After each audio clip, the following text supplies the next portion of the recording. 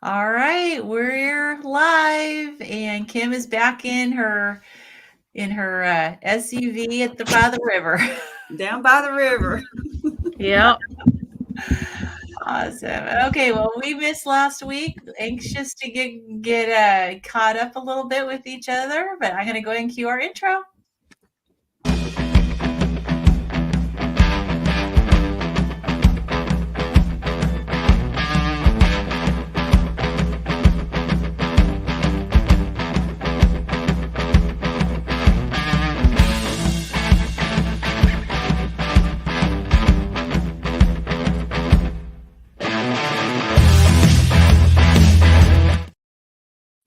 All right. Yeah.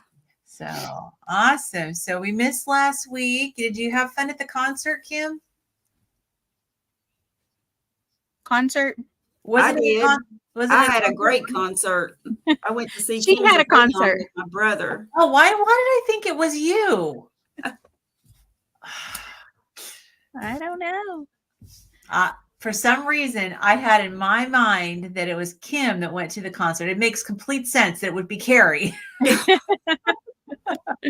Yeah, I haven't done anything interesting, really. Okay, so Carrie, you had fun at the concert then. Yep. It was great. It was great. Good deal. I had my physical today. So that was, Oh, you did? it went, they said my heart is excellent. Yay. My blood pressure was 112/72, y'all. One try. Nice. This is just fabulous. Yep. But I'm a little bit concerned. My fasting glucose was 113. Now, it was early this morning, and I don't know if it was that early morning spike, or what. But also, my A1C was 5.6, so it went up 1/10 of a point. I don't like it. And I did not Mine's ask you to do it. 12.7. Really? Yeah. So, maybe I you need to get a CGM and. Oh, I mean, I have a CGM. I wear. Carrie needs to get one. Yeah, I'm going to, and I actually had intended to ask him to prescribe me one, but we were talking about the different labs that I wanted because I got my female hormone or my hormone labs checked. And so, yep, I'm officially in menopause, y'all. I mean, I don't feel bad. I do have some times where I do have a little less energy levels, but I had a couple of nights recently. I had night sweats. So I'm like, I'm just going to ask him about my hormones, but all my other blood work is about the same. So that's good. Overall sounds like kind of mild menopausal symptoms, nothing too severe, huh? Yeah. That's good. I was just curious more than anything. I was like, I wonder where I am in that process. Right. Yeah. When and my CRP was 0.3. Fantastic. Yeah. Excellent.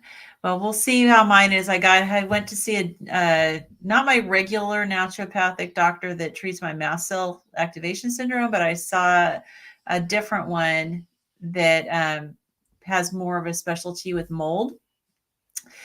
So, and she's also does primary care, so but she has a background as a mold specialist and a lot of background with the University of Washington, which is, teaching is hospital and, really prestigious school and medical school in the area. And so, so I'm going to do my third mycotoxin test.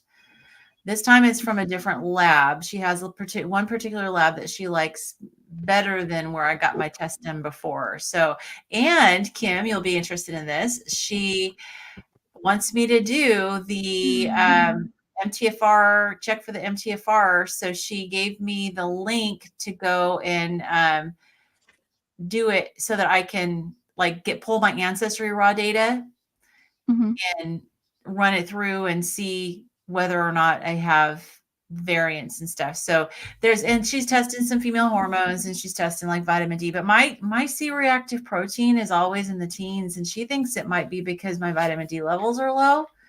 I don't know. they're not super low, but she said that there's often a correlation between low levels of vitamin D and CRP being too high. So we will see. She may be wondering if I'm one of those people who doesn't necessarily absorb vitamin D very well. So my functional medicine doctor, I was talking to her about why my CRP is still high, even though it's not as high. And she said just being overweight can cause your CRP right. to be elevated. Right. And I wonder about that too. And so I'm really curious to see, since now that I've lost over 100 pounds, I'm really curious to see how it's going to be this time. So she's checking it again. And yeah, absolutely. Obesity can definitely cause you to have an elevated CRP. So I didn't know that. 25. I didn't know that. Yours was what? Mine's been as high as about 25. I can't remember what mine was. But I told you guys before, but I don't remember what it was. It's supposed to be like in the decimals. Like, yeah, like isn't like anything above 3 is considered high risk for cardio? I don't remember. I'd have to look at my lab. But yeah, no, mine's always at least in the teens. So, all right. Anyways, okay. So for anyone who's brand new here, we are going through this textbook. It is called Ketogenic, the Science of Therapeutic Carbohydrate Restriction in Human Health. And we are finally on chapter 2. And so this is different than a book club. We don't read ahead and discuss. We read as we go.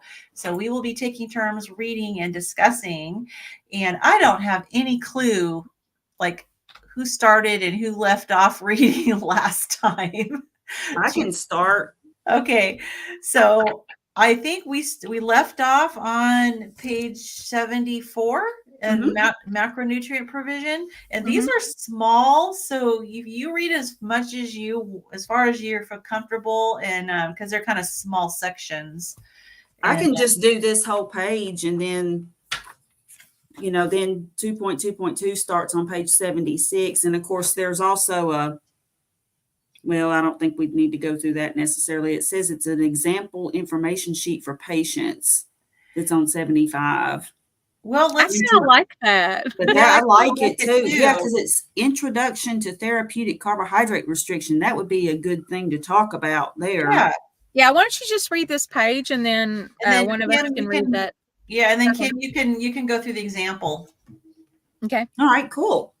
All right. Well, we are in macronutrient provision 2.2.1.2.1. Did y'all get that? Got it. Twister. Bleh. Okay.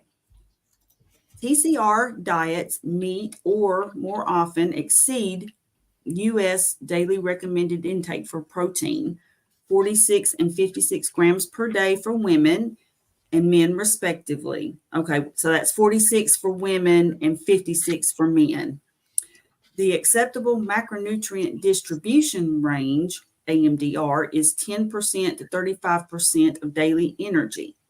However, TCR does not comply with the U.S. guidelines for recommended daily reference intake for carbohydrate, which is 130 grams a day. Nutrient recommendations, dietary reference intakes. This carbohydrate recommendation, however, is based on the amount of energy that the brain needs to function, and that energy may also be adequately supplied endogenously by glucogenesis,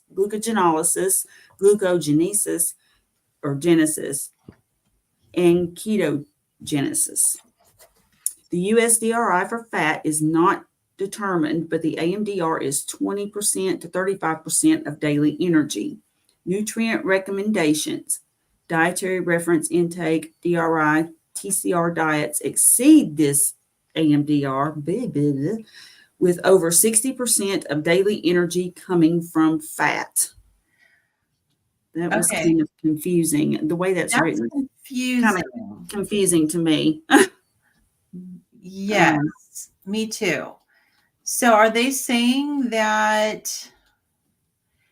Oh, I see. So the TCR. So we need to go back and just refresh on TCR. So TCR is therapeutic carbohydrate restriction.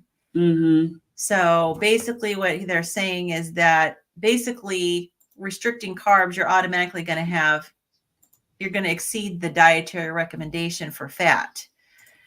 So even though the dietary recommendation for an American, the acceptable macronutrient recommendation is 20 to 35%, our diet, it's over 60%. Over 60. Yeah. And then likewise, we don't get enough carbs according to the recommendations if we're doing that. Yeah. Yeah. So we're getting basically 0 or almost 0 carbs. Mm-hmm. So, okay. There we go.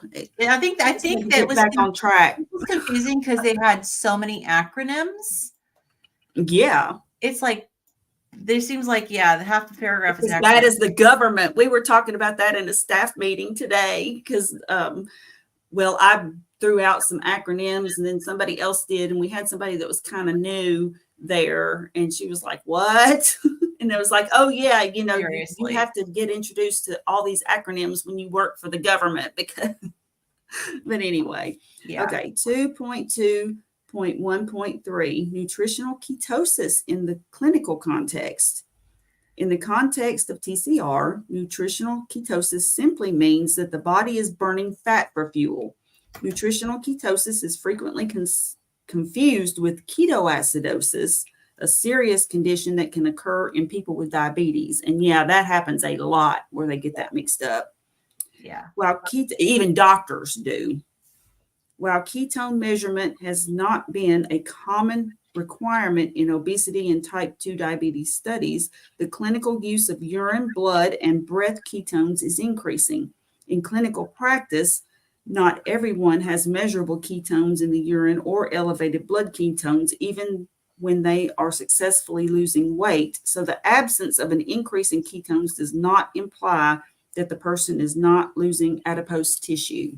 Yeah, so I always heard that those tests really are only good to use at the beginning. Just because as you get, I read the longer you're in nutritional ketosis, the better your body actually utilizes the ketones. And so you're excreting less of them. Is that your understanding too? Yeah.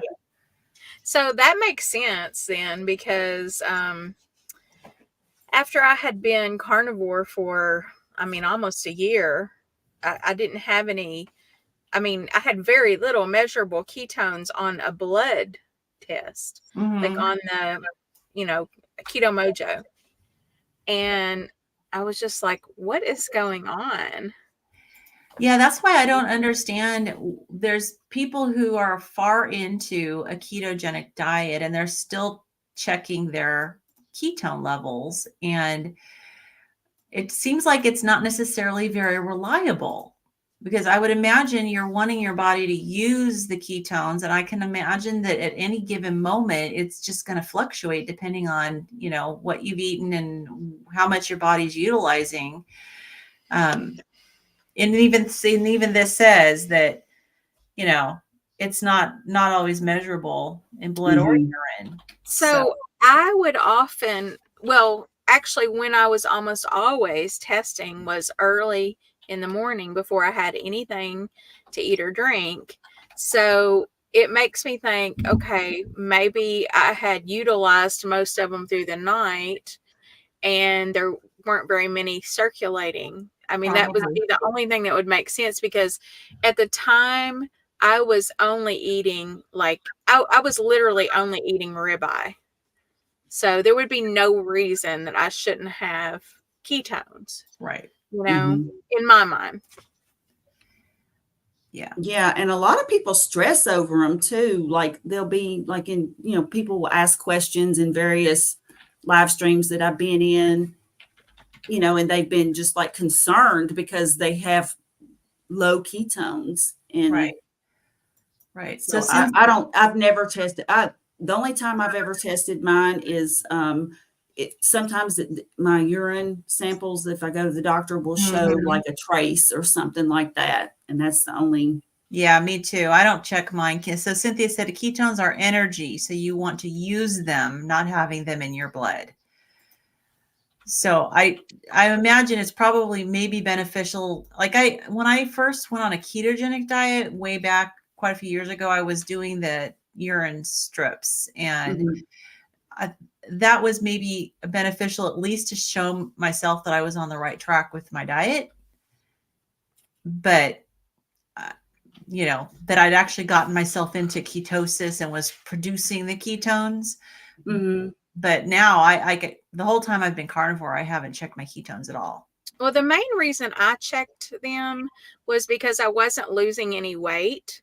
So I'm like, okay, am I eating too much protein, and thus maybe gluconeogenesis is happening from the, I didn't understand it. So I was trying to understand. So you need data to understand. Sure.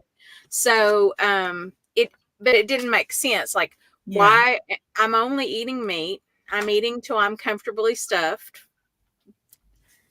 I'm not losing weight. It doesn't make sense to me. So I thought something, maybe carnivore, because I'm not a carnivore expert. I mean, I do it, but I thought, well, maybe carnivore, isn't, maybe that's too much protein. Maybe, I mean, so many things go through your mind when you haven't lost any weight in months, Yeah. So that's the main reason I like the data. And there's so many factors too, especially with women and our hormones and, and our cortisol levels and menopause. Well, and we know that I can't see with these glasses. I can't see with them. I can't see without them, guys. No. but we know that, what was I even going to say? Oh, we know that I am now in menopause, right? So that alone could be a reason why I would be struggling to lose weight, obviously, right? Oh yeah. But it was still frustrating, because I had been like pretty darn strict for a long time, and it's like, it feels like when you're in menopause, it feels like nothing you do is making a difference in your weight if you're overweight. It's bad. Yeah. So Cynthia's, we have another comment from Cynthia. So she said, for weight loss, having high ketones doesn't necessarily help, but for therapeutic benefits, you may want them higher to make sure your brain has plenty of, and then it cuts off. So I'm assuming energy probably, maybe. And then she said, menopause increases insulin resistance. I believe it. Harder. Yeah. Oh yeah. Yeah. Yeah. So, and I know we talked on Sunday about sleep. So there's multiple factors that could be. Well, I know for a fact my cortisol is too high because I literally have a hump on the back of my neck. I mean, there's a reason. That's a cortisol hump. That's an endocrine. Oh, problem. Really? Yeah. I didn't know that. I didn't either. Yeah. Well, interesting. I mean, even like, what is it, like Cushing's, or they get that hump, they get a big abdomen, little bitty legs. Yeah, I didn't know you could get that just from non-Cushing's, like adrenal issues. Yeah, if your cortisol is too high. Interesting. Wow. Okay. And fasting can actually increase your cortisol. So there's so many factors to this that don't just involve, eat meat. Oh, eat more meat, Yeah. You know what I'm saying? Did you ever read the Fast Like a Girl book by Mindy Pell? I haven't either. I don't really need to read that. Really have much desire to fast, to be honest with you. Well, I do natural fasting. Like, if I've eaten enough to where my body's satiated, I naturally will fast. Yeah, I mean, it just might be helpful because I think she talks about menopause, because I think there's a lot. I don't think she recommends a lot of fasting for if you're in menopause, or You know, I'd just be curious to see what You can only read so many books, you know. It's like there's only so much time in the day. Yeah, but I know that menopause, menopause, and even women who still have their cycles, there's a way to fast that respects the hormonal fluctuations, or to not fast. So the more and more, like I was listening to Dr. Bright. And you got her on speed dial. Maybe in my head, I was talking to her. I don't know, but she's like totally against fasting, especially for women. And yeah, I've heard her say that. Yeah, it messes up your hormones. So I don't need my hormones messed up any more than they already are. No, exactly. So I know ever since I listened to her talk about that, I thought, well, maybe I need to start eating breakfast, because I was doing kind of intermittent fasting kind of every day. And I definitely don't want to mess up my hormones. So I'm not sure intermittent fasting would really hurt that much, but like fasting for like a day or 2 or 3 or whatever, that would probably mess you up. You know, like if you just go days without. But like intermittent fasting, I can't imagine that our ancestors, would, you know what I'm saying? Because I don't think they ate 3 times a day. And to me, that's like what I'm calling a natural fast, Yeah. I go to work in the morning. I'm super busy. I'm not really feeling that hungry. So I'm not going to stop what I'm doing. AKA if I was out, hunting wild buffalo or something, I wouldn't stop what I was doing to eat my snack that I brought with me. To me, that's like a natural, like our ancestors would have done that. So that makes sense to me. Our ancestors might have once or twice a year or more, who knows, might have gone several days just because they were sick or they were, without food. So that makes sense to me. But like to purposely say, okay, I'm going to, just white knuckle it for a week. I just don't. Like, I have no reason to do that. Yeah. I mean, the more I hear women doctors talk about it, when it comes to women, the less desire I have to do any sort of fasting. And I do like a buttered decaf coffee. I've stopped the caffeinated coffee, but I do like the buttered decaf coffee in the morning. So I don't know, maybe that is good enough. That lasts me for a while. But yeah, so back to the ketones. So I guess the ketones aren't necessarily, like, you don't necessarily need to worry if they're not detectable if you test for them. So that's both good to know and also confuses me even more. Right? Because there are some people who have elevated ones, even though they've been doing this for years. Kim, for you, maybe cortisol. Oh, I think that's a big part of it. Yeah. I really do. I've been listening to some other stuff that's not necessarily like carnivore, I was even listening to what's his name? The guy that adds fruit. Saladino. Yeah. Don't worry, I have no intentions of being a carnivore with fruit, but he was having people on his program that I thought it was interesting. They were talking about cortisol and stuff like that. And so I'm trying to learn more about cortisol and see if there's anything that I can do besides trying not to get stressed, which is difficult because, just life and a high stress job and stuff. And then trying to just figure out what I can do, like with sleep and stuff. I don't know. We're in the breathing exercises. Yeah. To get your...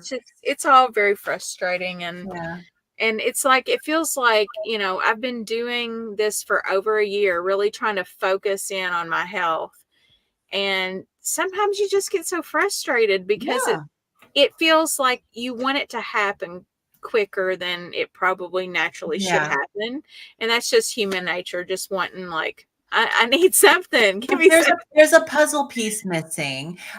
Okay, so speaking of Paul Saladino, and this does loop back to you, Kim. Did you guys see Judy Cho's video that she released just within the past week about him? No, I Oh saw it come up on my my feed, but I haven't gosh. watched it. It is phenomenal. Really? Oh, wow. Yeah. And I thought of you, Kim, because there's so much lab analysis that she does. And she takes clips over the last couple years where he's actually shown his lab work, and she breaks down based on all the empirical data that he himself has presented, all these things that are probably wrong with him. And she goes into such an in-depth analysis of all this lab work. I thought of you because I thought there may be some labs there that she talks about that you might want to ask your functional medical doctor to order if you haven't gotten them yet. But I would highly recommend watching that. She does an incredible job. Oh, wow. I'm going to have to watch it then. So good. I thought she was like, well, and I don't know. I mean, I don't think she would be ugly to anybody, but I mean, I was just like, I mean, I don't agree with Judy, but I didn't want to hear criticism. No. Oh no, she did it with such grace. Oh yeah. She was so kind about it. And so Cynthia says, yep, I saw it. Health is more than eat this, not that. So complicated. Yeah. So it really is. And it's just sometimes I feel like people try to simplify it so much. And it's like, it's not always that simple. It might be that simple for you, but it's not that simple for everybody, especially women. And no, women and men are not just alike. We have different hormones, we have different issues. From person to person, we have different issues and different hormones. So, yeah. But after seeing how she broke things down with him, I was like, oh my gosh, it would be amazing to actually have a visit with her. Yeah, no kidding. I mean, if she goes that in depth. So impressive. Yeah. And Dr. Barry commented on the video that it was very well done. Wow. Yeah. You'll see me comment on there too.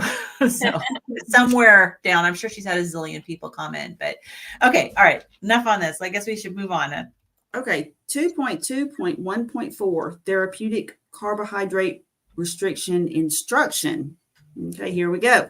There are numerous ways to provide instruction on how to follow TCR, including books, videos, handouts, computer and smartphone apps, and classes. The typical TCR instructions allow for the restriction of dietary sugars and starches while allowing unrestricted consumption of very low carbohydrate foods containing protein and fat. Meat, poultry, fish, shellfish, and eggs are the main sources of nutrition. Vegetables and leafy greens are encouraged but limited to the point where each meal has a very low or negligible effect on postprandial rise in blood glucose. Although this is not always the case, it is necessary to keep total carbohydrates under 20 to 50 grams per day in order to achieve ketosis. In practice, asking patients to select foods from a list of very low glycemic foods that they enjoy works well. There is no restriction on saturated fat or cholesterol in the diet, in part because the body is metabolizing the dietary fat differently. Carbohydrate restriction reduces the cardiac risk factors by lowering blood triglycerides and increasing the HDL cholesterol. Some programs limit non-nutritive sweeteners, others do not. Food and beverages that are sweetened with an alternative sweetener can be helpful to treat cravings for sugar and other sweet whole foods like fruit. Some programs restrict alcohol and others allow for a small amount of alcohol consumption.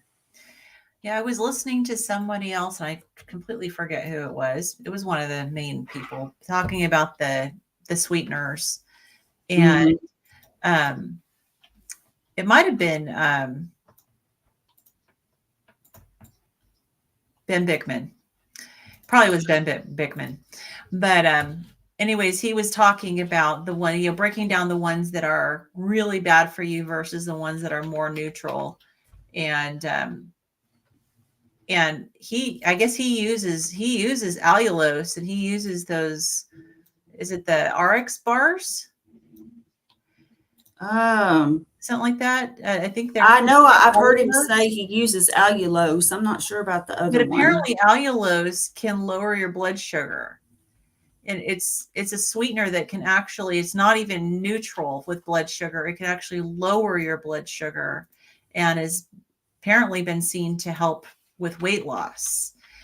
I guess as long as it doesn't trigger your, desire for sweets. Like some people, the sweet taste will trigger in their brain the cravings. Other people, it'll satisfy those and it, stave off cravings. I'm one of those that I can use, one of the good ones, monk fruit drops or stevia, and it actually doesn't make me want anything sweet. It'll actually help my cravings, but some people it doesn't. But the allulose apparently is something that, I don't know, Kim, I don't know if you use, I know you, if you ever tried allulose, but if it lowers blood sugar, might be something. We've talked about this before. It gives me literally the worst diarrhea I've ever had in my entire life. Oh, okay. See, that just goes to show I don't even remember I was talking about it. We talked about so many things. Is it dose dependent or is it just like any bit of it? I don't know. I've had it in things. Like I made some ice cream with it and then I put it in my coffee and it took so much of it in my coffee that it was like, it felt like I was using a lot. Oh, so it just wasn't really it wasn't as sweet as some of the others. Okay. So if it turns out to be dose dependent, it might be one of those things that you could maybe use whatever you can tolerate to help lower blood sugar. And I don't know. It just wasn't worth it for me because the effects were so lasting. Like they lasted hours. Oh, wow. Oh my gosh. I've never tried it. I haven't either. I'd like to get away from any like sweeteners, I'd like to just like not have to have that sweet taste, because to me it's kind of like smoking cigarettes and then going to a vape or something. Like you're still addicted to nicotine. That's just me though. And I'm definitely addicted to sweet taste, but I noticed that when I do much better when I get it completely out. So you're Dr. Nelson. Yeah, Dr. Nelson says he uses allulose. It's never as sweet, but it's dose dependent as far as the side effects go. So yeah, so for you, Kim, maybe you're one of those that you just can't have anything sweet. I want to get away from all of the sweet taste because it's so triggering for me, Yeah. Yeah, I don't know. I'm a little nervous to try it because of the side effects, but yeah, I don't know. I may take it for a whirl. We'll see. I think I'm okay with like what's it called? Stevia. Yeah. But I don't love it, but I still can't drink black coffee, Yeah, I use monk fruit drops. And because I don't like the aftertaste in stevia. So yeah, Dr. Nelson said best is you don't use anything. Yeah. So you're on the right track there with I mean, I don't know about that, but I'm trying to get on the right track, and I don't, I did try. I bought 2 big things of the RX, what's it called? RX sugar or something like that. It's the allulose, the name brand stuff. And I wanted to love it. Right. I tried it more than once because I was just like, maybe it was just a fluke, No, it wasn't. Oh no. Okay. So did you throw it away or do you still have it? No, I've still got it. It was too expensive to throw all that away. Yeah. Oh, bummer. Did anybody else eat anything that had it in there, and did they have a reaction? I'm just curious. Nobody else in my house ate it, just me. Okay. So they were like, she's experimenting again. We're not touching it. My husband could hear my stomach from across our bedroom. He was like, what is going on? Have you ever had a dog that got a hold of something and you could hear their stomach from growling from across, or their intestines from across the room? Yeah, that's what I sounded like. I was like that Oh, dog man. that ate something that it wasn't supposed to eat. Oh, man.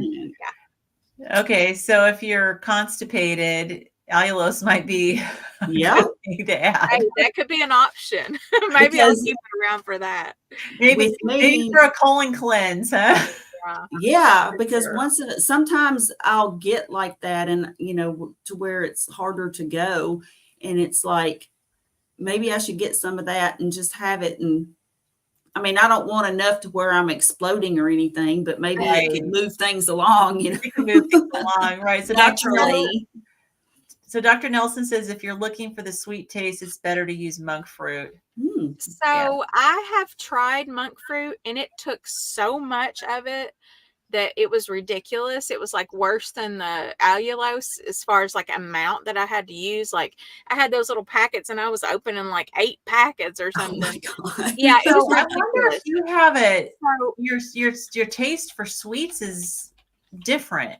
I don't know. So also, I don't use monk fruit because Dr. Berry, that is not Dr. Berry approved, and I am a Dr. Berry like follower. Well, it's definitely Dr. Bickman approved. So if it doesn't trigger cravings, if it triggers cravings, then no, stay away. All So, right. okay. So Dr. Nelson says his wife uses a mix of both. I'm wondering if I might try that and see if I'm just curious. I don't want to get diarrhea, but I'm just curious to see if a little bit what You don't. Come on, Lynn. yeah, you know. Oh, it'll be I fun. realized it would put me back into my GI nurse days, but that's okay. Well, that might be good to like if you mix them, because then maybe then there wouldn't be too much to where it made that, diarrhea effect. So I don't know. That might be something to try. Do So another little science experiment. Dr. Berry always says that, or he used to years ago. I haven't heard him talk about it in years, but he always says that monk fruit is just like another sugar, like, Well, I mean, I guess it that's depends what on he who always you says. talk to. Apparently, it's one of those that is pretty neutral. Oh, Dr. Nelson says, I love Dr. Bickman, but remember he gets paid by RX sugar. Yes. Mm-hmm. Yes. Like, I'm not going to eat those bars. No. I mean, I'm definitely not. Yeah. Are you kidding?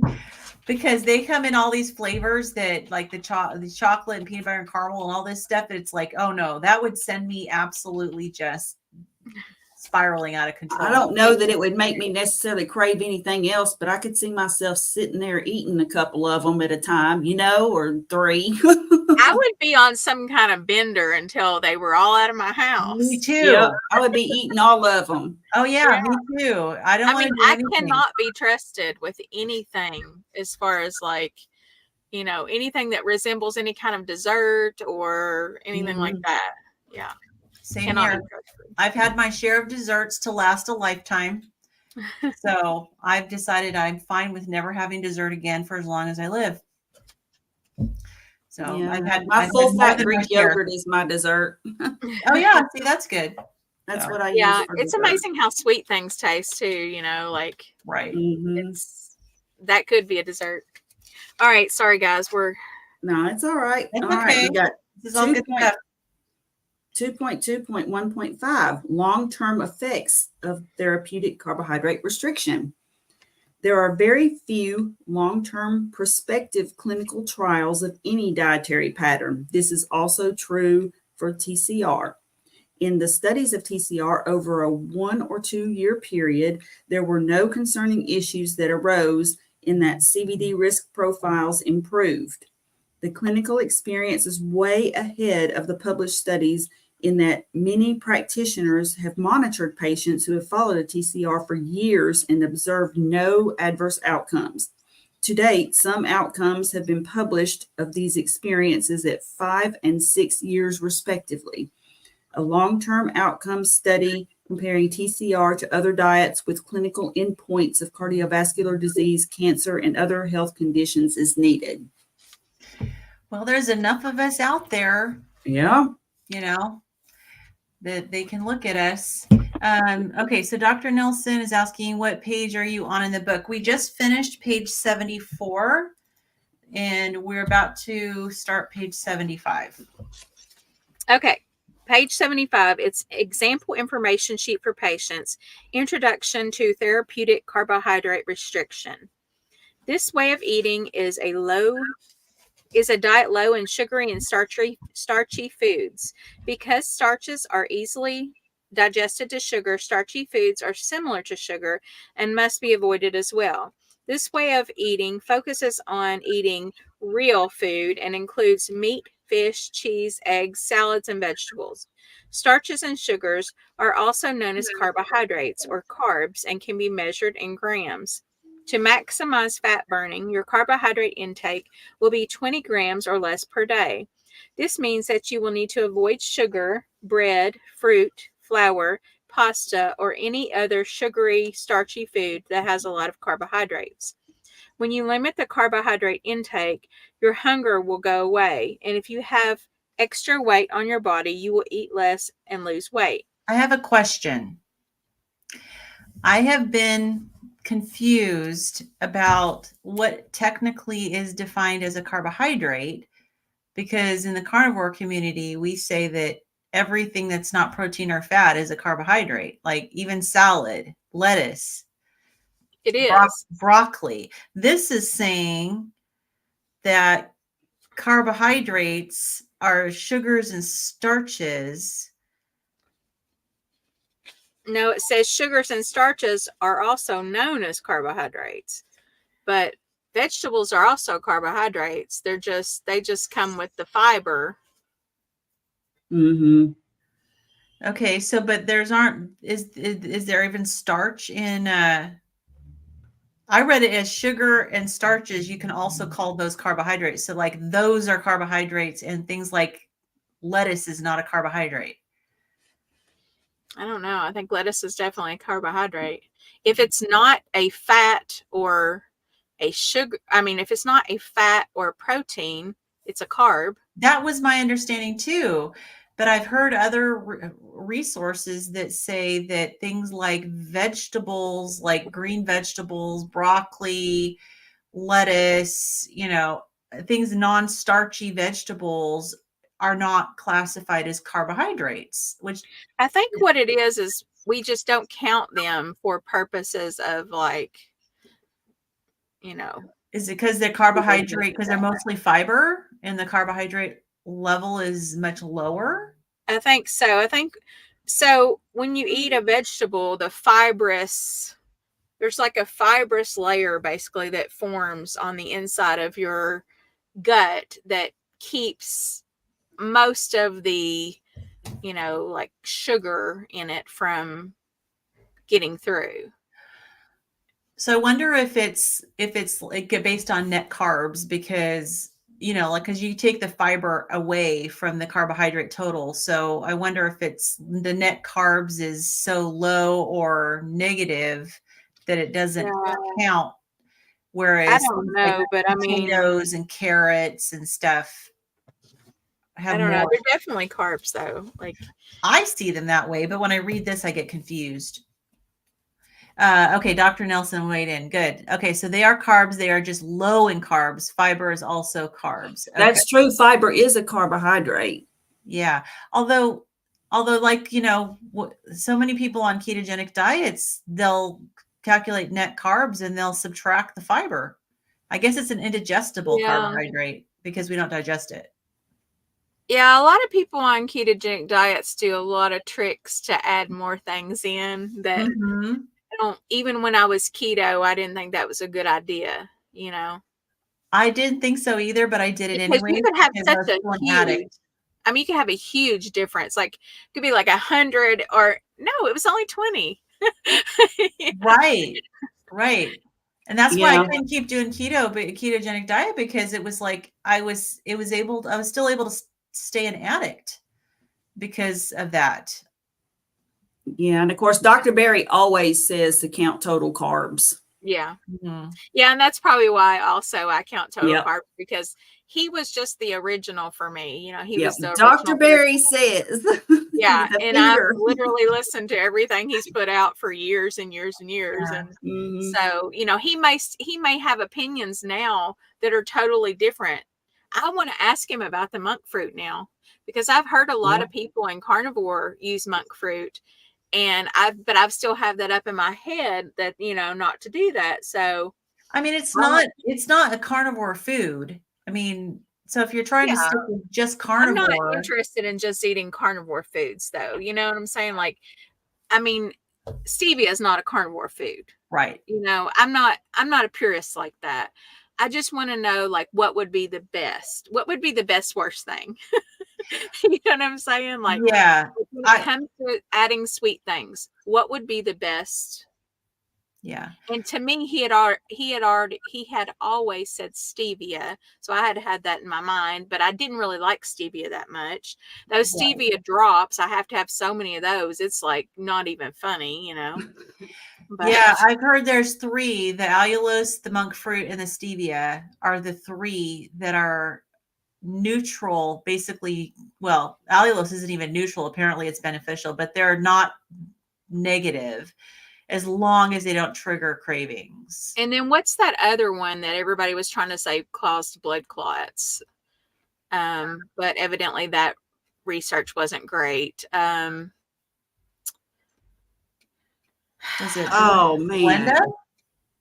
No, it's a it No, was it a was something commonly low, used. like Well, something. sucralose No, is not it's sucralose. not It sucralose. was. It's one that's commonly used in the ketogenic Oh, community. No, trehalose. no, it It's not was. that one. It I've either actually started. got some of that downstairs in my I've pantry, never but heard of I, I I think haven't it used either. it. I think it either started with an E or an A, and it was like something low. Erythritol. Erythritol? Okay, maybe that was it. It was a Erythritol? tall. Yeah, Yeah, erythritol. erythritol. Oh, interesting. Erythritol, not Okay. erythritol. That's like Yeah. urine. Right. No, Urethra. yeah, It's like erythritol. I don't. But yeah, I've got a thing of that in my pantry. I got it on sale, and what was funny, I mean, they had marked it way down at Publix, and I was like, oh well, people use that, so I'll. Yeah. And I never opened it because right after I bought it, that study. I heard about that study, and I was like, oh well, that's why it was on sale, because it'll kill you. So I Yeah. never did Oh. open it. That is probably why it was on sale, but I think most of the people have kind of debunked that or said it was not great Well, you science. figure if it was true, they would have pulled it off the shelf. Yeah. Yeah, that's well. If there I was, don't know. They you would leave a hope. lot of stuff out there that hurt Yeah. us. There's So I don't how many know. thousands of products on the shelves that can cause That's all true. kinds of problems. So, All okay, right. sorry. I just wanted to clarify the carbohydrate thing because Okay. it's confusing for me. Okay, once you start eating this way, you will stick to it religiously. If you consume carbohydrates, even in small amounts, the weight loss process may be halted for up to 3 days. This means you will exit ketosis, fat burning, and may even gain several pounds of water weight. Ain't that the truth?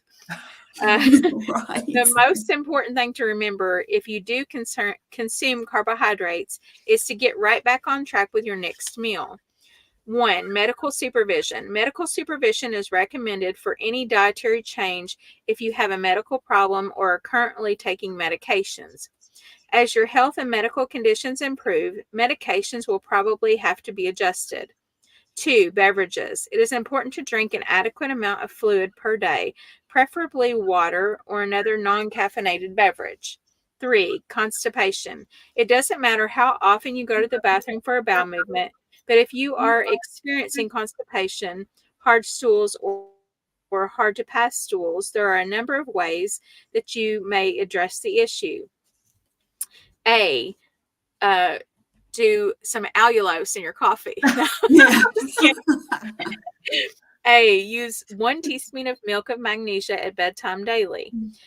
B. Add 1/2 cup of fiber-rich vegetables to your diet per day. C. Have 1 to 2 servings per day of sugar-free gum or sugar-free candy that contains sorbitol or another sugar alcohol. I agree. Those have the same effect on me is allulose. Ah. D, use sugar-free psyllium supplement twice a day. So it doesn't say anything here about more rendered fats. That's true. It doesn't, but Because eating a typically lot of fat will do it. what carnivores will say instead of going for the fiber or the over-the-counter medications. Yeah. For muscle cramps, any effective diet program can lead to occasional muscle cramps. A tablespoon of mustard or pickle juice is an effective home remedy. If they are persistent, A, use 1 teaspoon of milk of magnesia at bedtime. B, use 1 to 2 servings of bouillon daily. If you do not have high blood pressure or a history of heart failure or kidney failure, keep the dietary carbohydrate to less than 20 total grams per day, not per meal. It doesn't matter how the food is cooked, just make sure any coating is low in sugar or starch. And with bouillon, though, you got to be careful because it usually has MSG in it. Yeah, there are a lot of additives in those. When hungry, eat as much as you want of these foods until you are comfortably full. 1, meat, beef, pork, ham, bacon, lamb, sausage, pepperoni, hot dogs, or other meats. 2, poultry, chicken, turkey, duck, or other fowl. 3, fish and shellfish, any fish including tuna, salmon, catfish, tilapia, trout, shrimp, scallops, crab, and lobster. 4, eggs, whole eggs, including yolks and whites. Eat a limited amount of salad greens and non-starchy vegetables every day. 1, leafy greens, 2 cups, measured uncooked a day. Includes arugula, bok choy, cabbage, chard, chives, endive greens, including beet greens, collards, mustard, and turnip greens, kale, lettuce, parsley, spinach, radicchio, radishes, scallions, and watercress. If it's a leaf, you can eat it. 2, non-starchy vegetables, 1 cup, measured uncooked a day. Includes artichokes, asparagus, broccoli, Brussels sprouts, cauliflower, celery, cucumber, eggplant, green beans, string beans, jicama. I have no idea. It's called I don't know jicama. what that is either. Okay. I don't know what that is. It's like with an H, jicama. Okay. Mushrooms, okra, onions, peppers, pumpkin, rhubarb, shallots, snow peas, sprouts, bean and alfalfa, sugar snap peas, summer squash, tomatoes, wax beans, and zucchini. Well, at least they listed the non-starchy vegetables here. Yeah. So someone is doing the ketogenic and not the carnivore diet. This is a good list of the vegetables to stick to. Foods that are allowed in limited amounts. Cheese, up to 4 ounces a day, includes hard, aged cheeses such as Swiss, cheddar, brie. Some of these names. Camembert. Okay, that one. Blue, mozzarella, Gruyere, cream cheese, goat cheeses. Be sure to check the carbohydrate count. 2, cream and oils, up to 2 tablespoons a day, includes butter, half and half, whipping light, or sour cream. 3, mayonnaise, up to 2 tablespoons a day. 4, olives, up to 6 a day. 5, avocado, up to 1/2 of a fruit a day. 6, lemon or lime juice, up to 2 teaspoons a day. 7, soy sauce, up to 2 tablespoons a day. 8, pickles, dill or sugar-free, up to 2 servings a day. 9, zero-carb snacks, unlimited. Sugar-free Jell-O, pork rinds, pepperoni slices, beef jerky, and boiled eggs. 10, take a daily multivitamin without iron unless your doctor recommends you to take iron.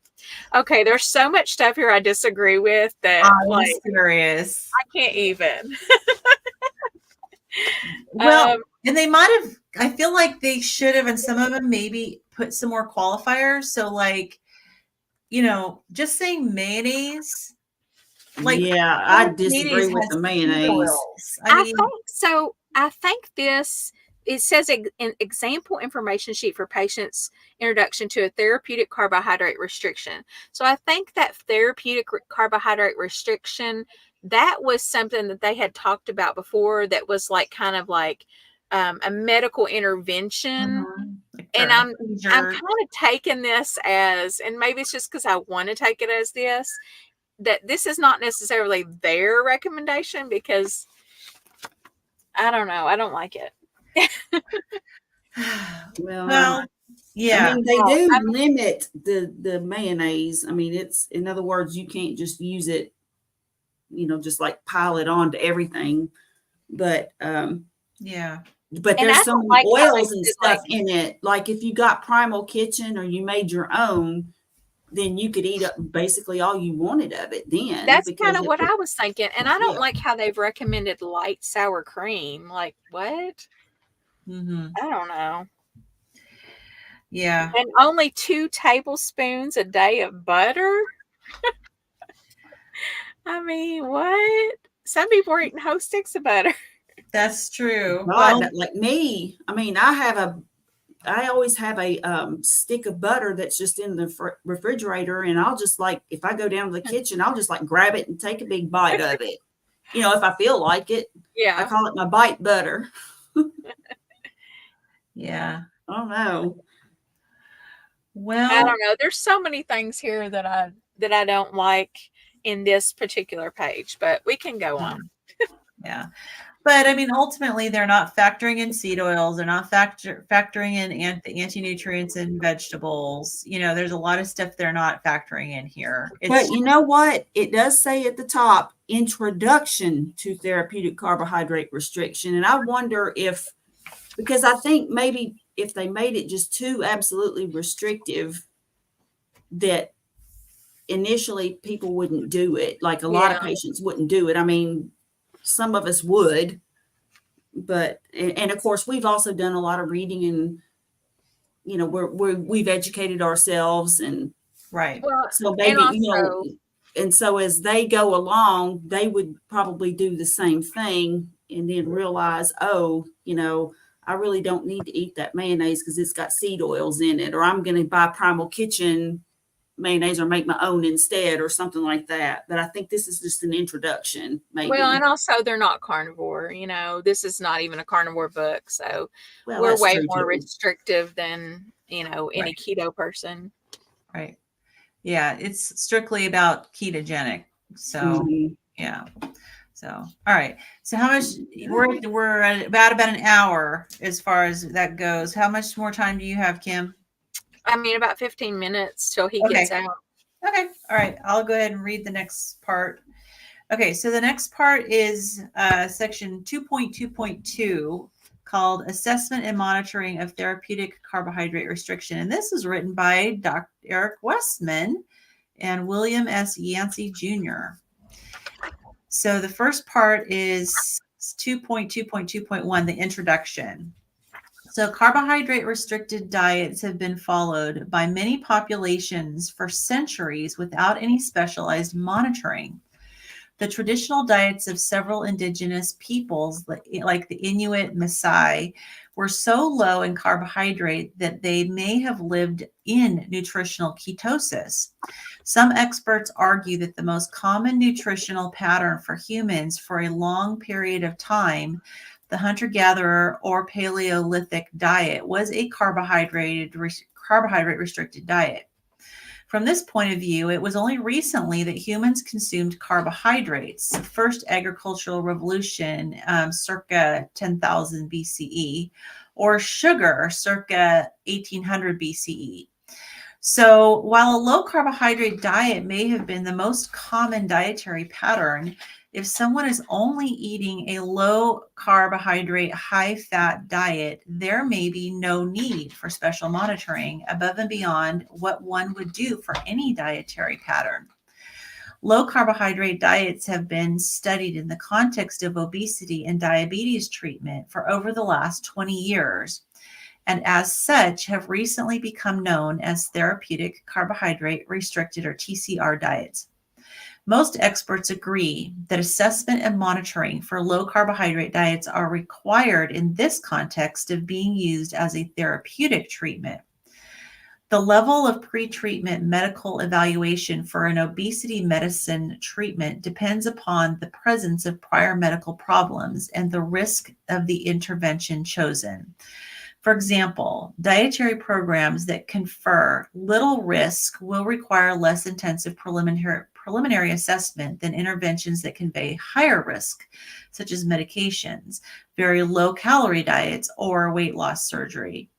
If TCR is considered generally healthy eating, providing all the essential nutrients, then no extra assessment or monitoring needs to be done unless there are medical problems or medications involved. Okay, so next section is pre-treatment assessment. So the purpose of the pre-treatment assessment is to ensure a healthy or at least medically stable baseline state, rule out a metabolic cause for weight gain, and provide a baseline level for comparison to monitor progress. In the context of a medical setting, this includes a complete medical history, physical examination, blood tests, and some sort of anthropometric and or body composition measurement like bioimpedance or DEXA. If symptoms of heart disease are present, an electrocardiogram or more thorough heart evaluation may be performed. Blood testing generally includes a complete blood count, serum electrolytes, renal function, glucose, liver function tests, fasting serum lipid profile, serum thyroid function tests, TSH and free T4. It doesn't mention T3 here. That's interesting. If pre-diabetes, diabetes, or metabolic syndrome is present, then hemoglobin A1C, insulin, and C-peptide concentrations might be performed. If there is suspicion for other commonly associated conditions, an ultrasound might be done to assess for fatty liver or polycystic ovarian syndrome. If there is a suspicion for sleep apnea, then a polysomnogram could be ordered. And then during treatment or the de-prescribing phase monitoring. So after each return visit, the history is focused on symptoms of hunger and adverse effects. Blood pressure, pulse, and brief physical examination are performed. In a clinical setting, the expected weight loss is 0.5 to 1 kilogram or 1 to 2 pounds per week. A review of medications, particularly diabetes and hypertension medications, is required to reduce the negative effects of over-medication. Follow-up clinical visits are typically scheduled at monthly or more frequent intervals until the patient's health measures have stabilized and the patient has successfully adapted to the lifestyle change. Some clinics measure body composition to determine fat mass and water weight. So I think I forgot to load up. I do have the figures here. I should probably load them up if I haven't already. I think I'll find them. At least then I'll have them all loaded for next time.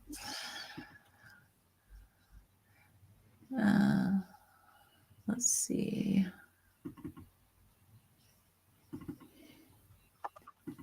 There we go.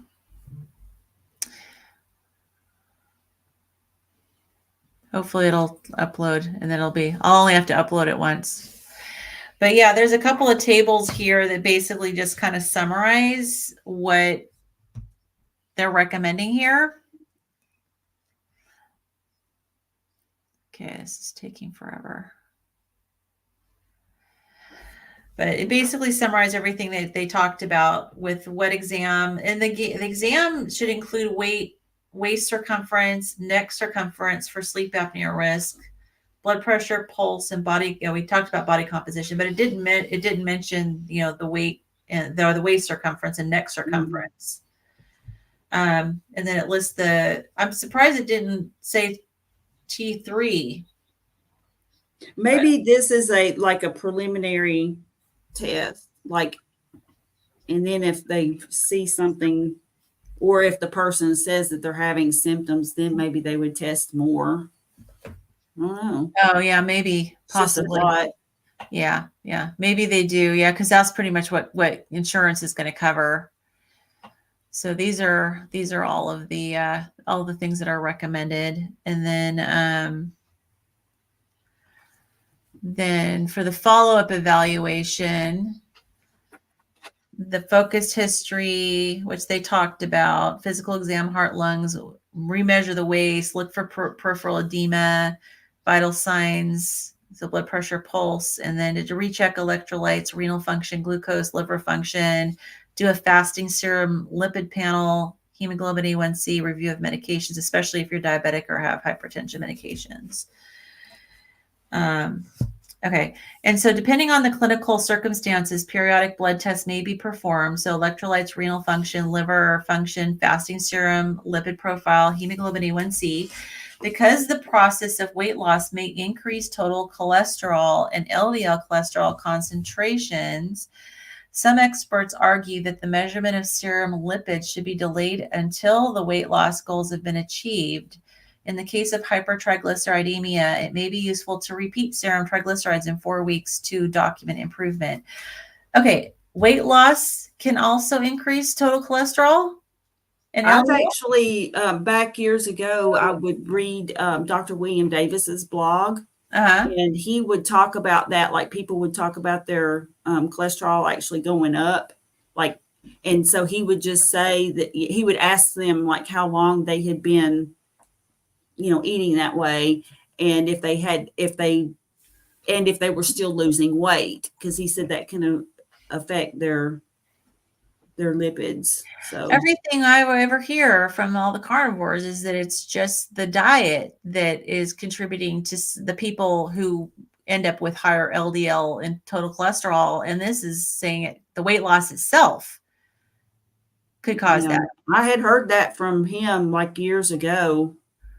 Okay. So, I don't know. I've heard that too.